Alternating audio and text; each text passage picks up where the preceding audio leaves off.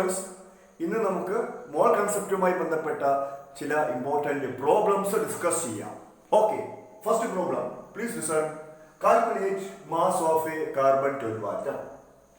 Okay, അപ്പോൾ ഇവിടെ നിങ്ങൾ ആദ്യമായിട്ട് നിങ്ങൾ ഓർക്കേണ്ടത് നമുക്കറിയാവുന്ന കാര്യമാണ്, കാർബണിന്റെ ഗ്രാം ആറ്റോമിക് മാസ് 12 ഗ്രാം ആണ് അല്ലെ. കാർബണിന്റെ ഗ്രാം ആറ്റോമിക് മാസ് 12 ഗ്രാം ആണെന്ന് നമുക്കറിയാം.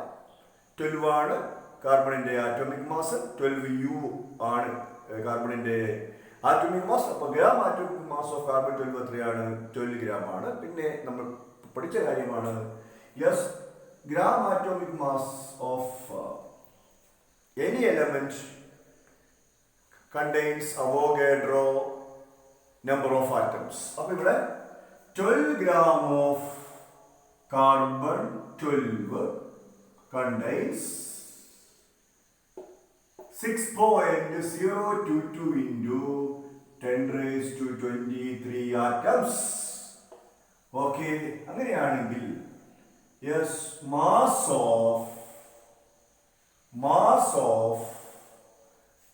1 കാർബൺ 12 ആറ്റം, 1 കാർബൺ 12 ആറ്റം നമുക്ക് എങ്ങനെ കാണാം?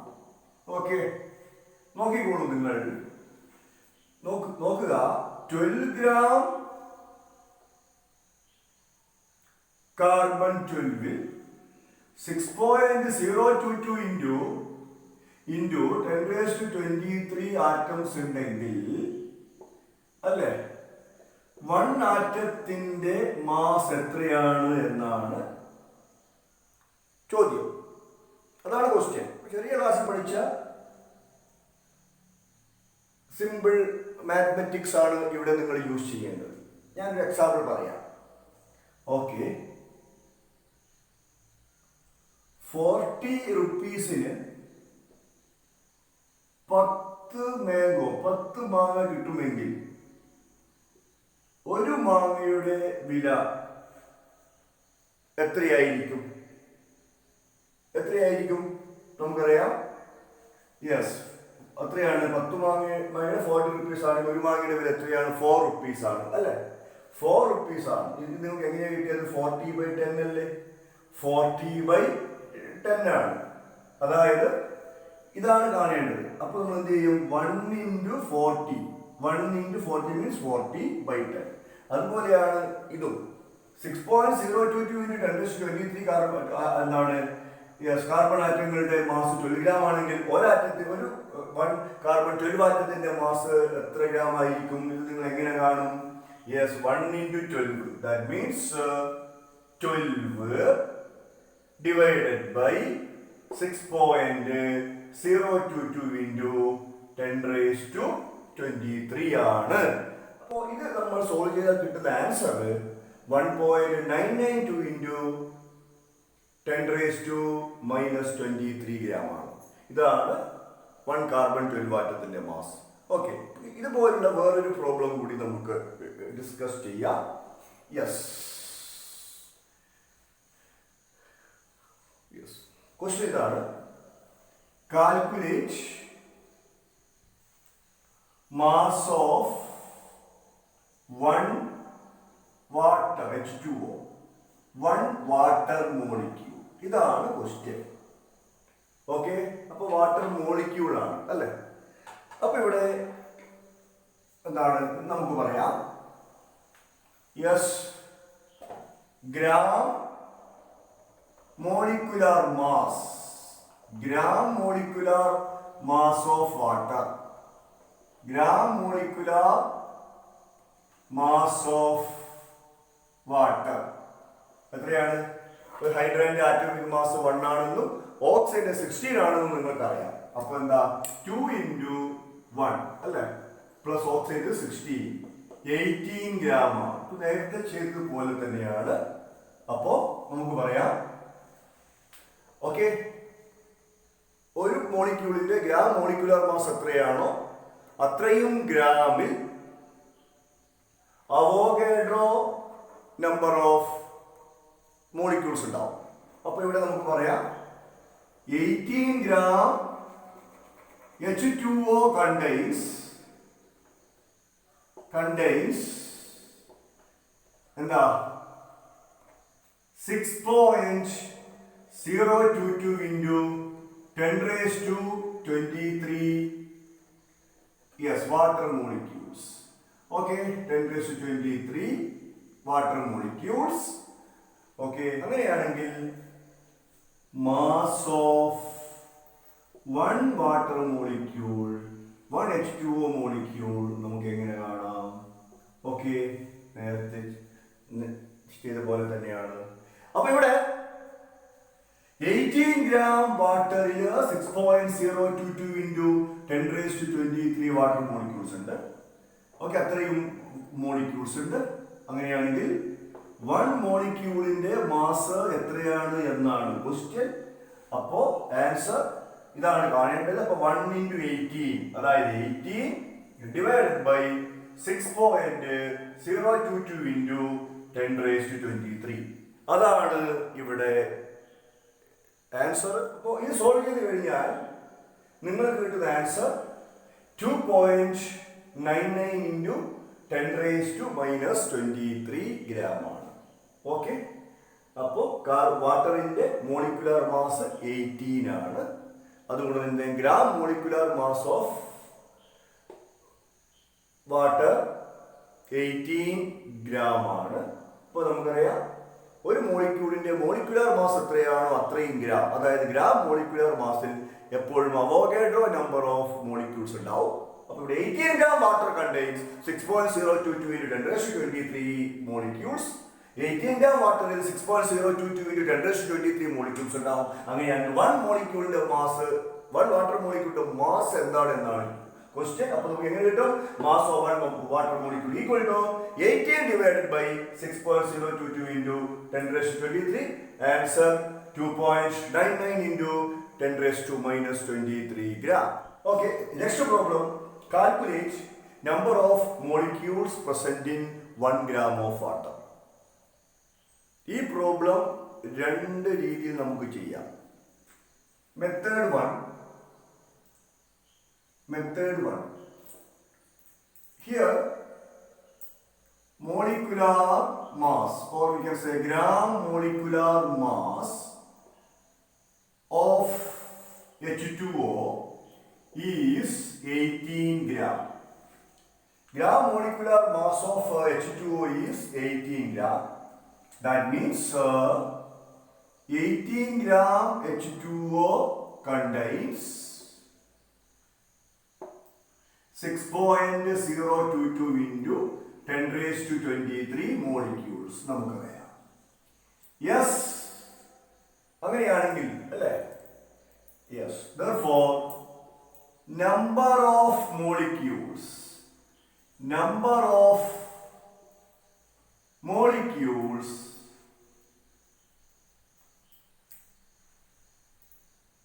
present in 1 gram of water. ഇതാണ് നമ്മൾ കാണേണ്ടത്. Okay, number of molecules in 1 gram of water ആണ് നമ്മൾ കാണേണ്ടത്. അപ്പൊ ഇവിടെ നമുക്കറിയാം 18 gram water contains 6.022 into 10 raised to 23 molecules. അങ്ങനെയാണെങ്കിൽ 1 gram water contains, അല്ലെ, 1 gram water എത്ര മോളിക്യൂൾസ് ഉണ്ട് എന്നാണ് ക്വസ്റ്റ്യൻ. ഇതാണ് കാണേണ്ടത്. അപ്പോൾ എന്താ പറയുക, 1 into 6.022 into 10 raised to 23 by 80. Okay, the answer is അപ്പോൾ എന്താണ് 6.022 into 10 raised to 23 divided by 80. ഇത് ചെയ്താൽ നിങ്ങൾക്ക് ആൻസർ കിട്ടും. ഓക്കെ, മെത്തേഡ് 2 വേറെ രീതിയിൽ നമുക്ക് ഇത് ചെയ്യാം. മെത്തേഡ് 2. ഓക്കെ, അപ്പൊ ഇവിടെ വാട്ടറിന്റെ മാസ് അറിയാം, വാട്ടറിന്റെ മോളിക്കുലർ മാസും അറിയാം. ഇതിൽ നിന്ന് നിങ്ങൾക്ക് number of moles of water കാണാം അല്ലേ? Number of moles of water എന്താ? Given mass by molar mass അല്ലേ? Given mass by molar mass. Given mass divided by molar mass. Molar mass അതായത് 1 divided by 18. Given mass by molar mass or molecular mass. 1 divided by 80. Okay? Or you can say given mass divided by gram molecular mass. That is 80. Then, for one number of moles of water, 1 by 18 mole. 1 by 18 mole. Okay? Then we know 1 mole H2O contains 6.022 into 10 raised to 23 molecules. Therefore, 1 by 18 mole H2O contains 1 by 18 into 6.022 into 10 raised to 23. ഇത് solve ചെയ്ത് കഴിഞ്ഞാൽ നിങ്ങൾക്ക് answer രണ്ട് case നിങ്ങൾക്ക് കിട്ടിയില്ലേ 6.022 into 10 raised to 23 divide by 18. അപ്പോൾ എല്ലാവരും ഇത് സോൾവ് ചെയ്ത് നോക്കുക. അപ്പോൾ നിങ്ങൾക്ക് ഫൈനൽ ആൻസർ കിട്ടുന്നതായിരിക്കും. Okay, next problem. Calculate number of atoms present in 20 gram Na2CO3. 20 gram sodium കാർബണേറ്റിലുള്ള ആറ്റങ്ങളുടെ എണ്ണമാണ് നിങ്ങൾ കാണേണ്ടത് അല്ലേ?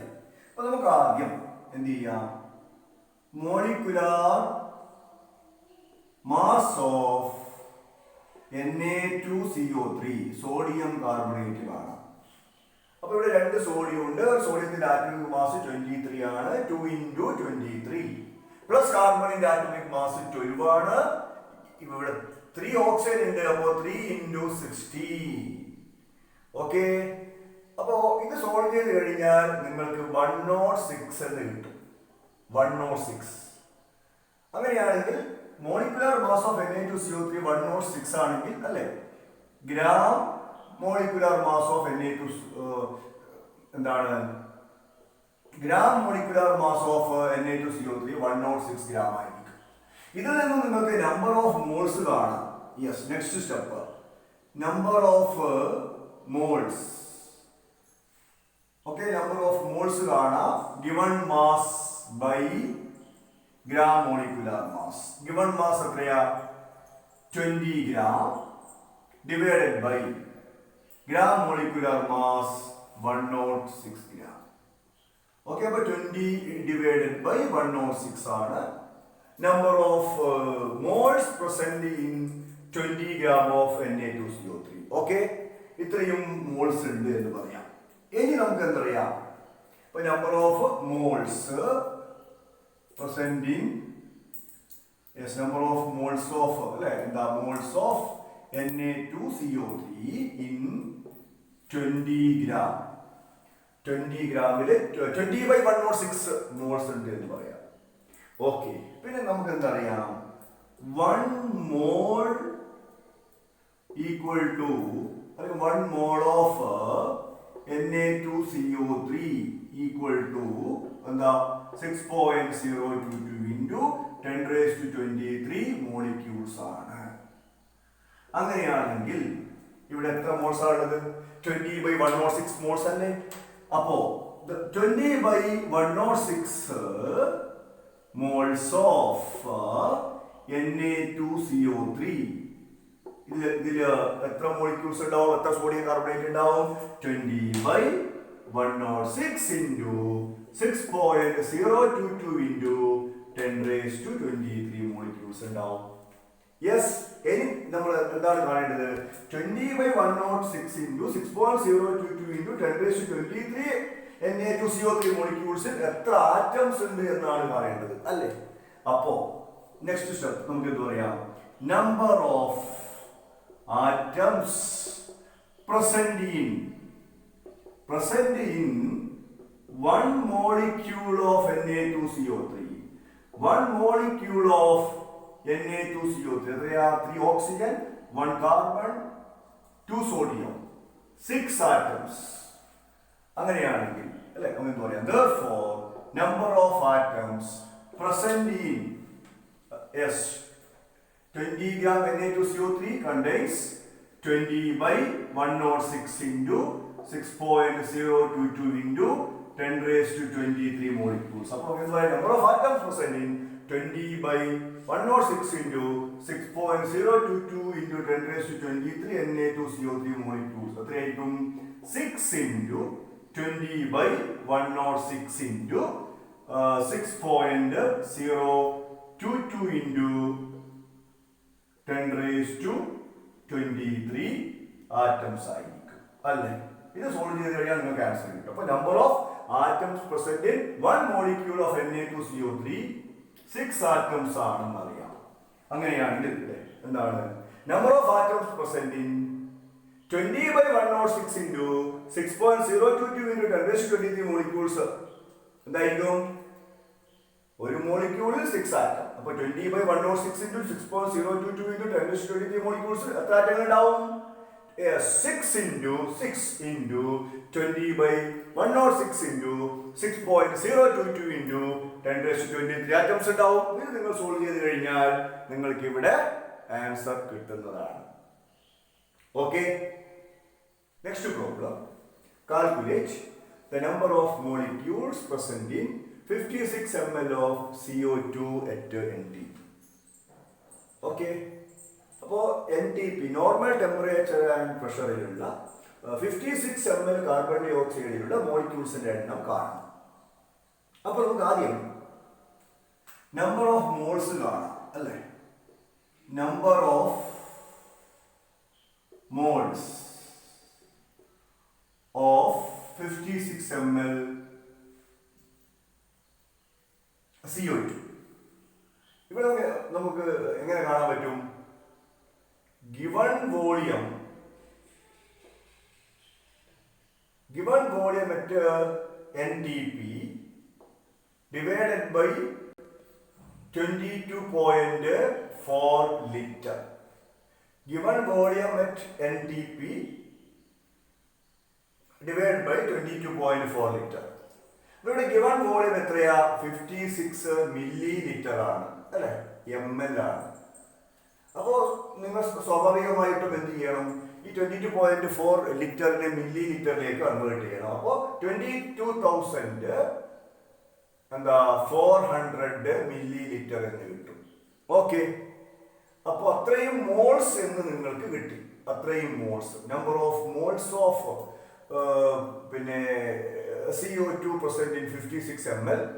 Yes, at NTP 56 by 22,400 moles ആണ്. യെസ്, അങ്ങനെയാണെങ്കിൽ ഇതിൽ നിന്ന് നിങ്ങൾക്ക് എന്ത് കാണാം? 56 ml CO2വിലുള്ള മോളിക്യൂൾസിന്റെ എണ്ണം കാണാൻ പറ്റും. യെസ്, നമുക്കറിയാം 1 mole contains 6.022 into 10 raised to 23 molecules. അങ്ങനെയാണെങ്കിൽ therefore 56 divided by 22,400 moles contains എത്രയായിരിക്കും? 56 by 22,400 into 6.022 into 10 raised to 23 molecules ആയിരിക്കും.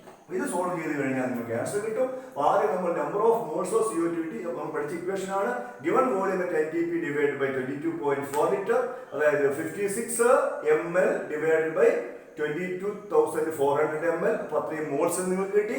Then 1 mole contains Avogadro number, that is 6.022 into 10 raised to 23 molecules. അങ്ങനെയാണെങ്കിൽ 1 മോളിൽ ഇത്രയും മോളിക്യൂൾ ഉണ്ടെങ്കിൽ 56 by 22,400 മോൾസിലുള്ള മോളിക്യൂൾസിന്റെ എണ്ണം എത്രയായിരിക്കും?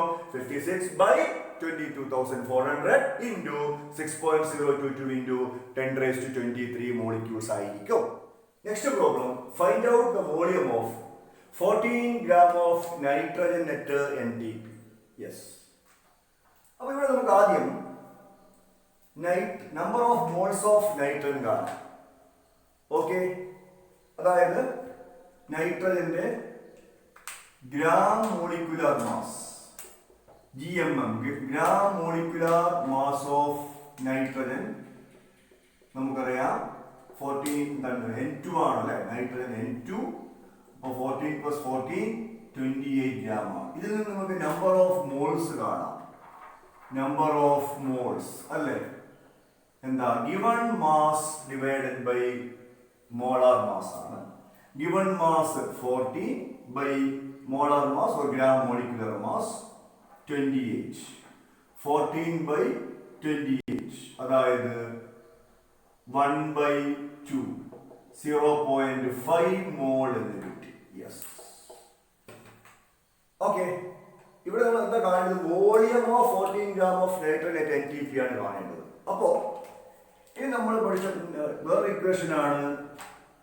Number of moles equal to given volume at NTP by 22.4 liter. ഇവിടെ നമുക്ക് അപ്പോൾ നമ്പർ ഓഫ് മോൾസ് അറിയാം 0.5 മോൾ. അപ്പോൾ ഗിവൺ വോളിയം കാണാം, അതാണ് കാണേണ്ടത് അല്ലേ? therefore volume of 14 gram of nitrogen, volume of 14 gram of nitrogen at NTP equal to, yes, given volume കാണണം. അപ്പോൾ എങ്ങനെ കാണാം? number of moles into 22.4 liter. number of moles എത്രയാ? 0.5 into 22.4 അത്രയും ലിറ്റർ ആണ് നിങ്ങൾക്ക് ആൻസർ കിട്ടുക. 0.5 into 22.4 ലിറ്റർ അതായത് എന്താ? 11.2 ലിറ്റർ ആണ് ആൻസർ.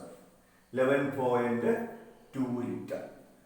ഓക്കെ, ഇനി നമ്മൾ ഡിസ്കസ് ചെയ്യേണ്ടത് സൊല്യൂഷന്റെ കോൺസെൻട്രേഷൻ എക്സ്പ്രസ് ചെയ്യാൻ വേണ്ടി യൂസ് ചെയ്യുന്ന ഡിഫറെന്റ് മെത്തേഡ്സിനെ കുറിച്ചാണ്.